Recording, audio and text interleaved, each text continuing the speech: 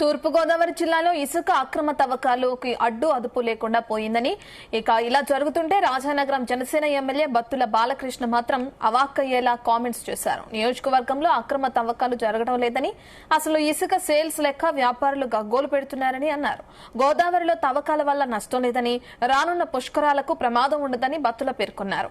Deputy CM Pawan Kalyan ఆదేశాలతో అటు మునికూడలిలో model Pushkar ghat ను నిర్మిస్తున్నామని తెలిపారు.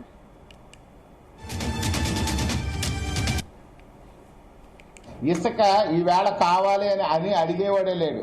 ఆ ఇసుక ఇప్పటికే కూడా ఆ గోదావరిలో ఖాళీగా ఉంది. ఇసుక సేల్స్ లేదు. అసలు ఎవరు కూడా ఏదో ఆవేశంతో చాలా మంది ఇసుక వ్యాపారాలు ఏదో చేద్దామనుకున్నారు, కానీ ఎక్కడ కూడా ఇసుక తవ్వకాల్లో అక్రమాలు లేవు. ఇసుక తవ్వకాల వల్ల ఏ నష్టం రాదు. ఎందుకనంటే ఇసుక లేకపోతే బిల్డింగ్ కన్స్ట్రక్షన్ జరగదు, ఇసుక లేకపోతే రోడ్డు కన్స్ట్రక్షన్ జరగదు, ఇసుక లేకపోతే అసలు ఇన్ఫ్రాస్ట్రక్చర్ ఎక్కడ కన్స్ట్రక్షన్ చేయలేము. కాబట్టి ఇసుక అవసరం, కానీ అక్రమంగా ఎక్కడ తవ్వకాలు లేవు.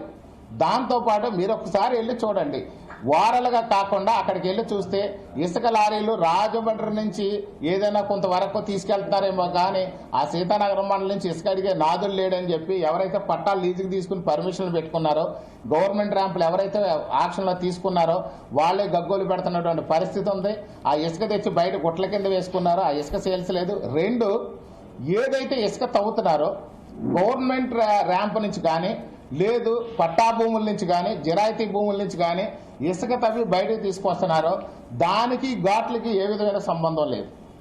ఆ ఘాటుకి చాలా దూరంలో ఉన్న ఇవన్నీ కూడా ఏదైతే తవ్వుతున్నారో ఇసుక తీస్తున్నారో ఇసుక తీసే ప్రాంతానికి ఈ యొక్క స్నానం ఆచరించే ఘాట్లకి ఏ విధమైన సంబంధం లేదు. ఆ దగ్గరలో ఘాట్ల దగ్గరలో ఎక్కడ కూడా ఇసుక తవ్వడానికి పర్మిషన్ లేదు, ఎవరు తవ్వట్లేదు కూడా. పరిమితికి మించి తవ్వుతున్నారు.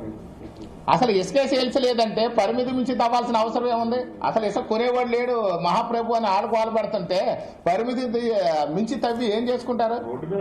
ఇసుక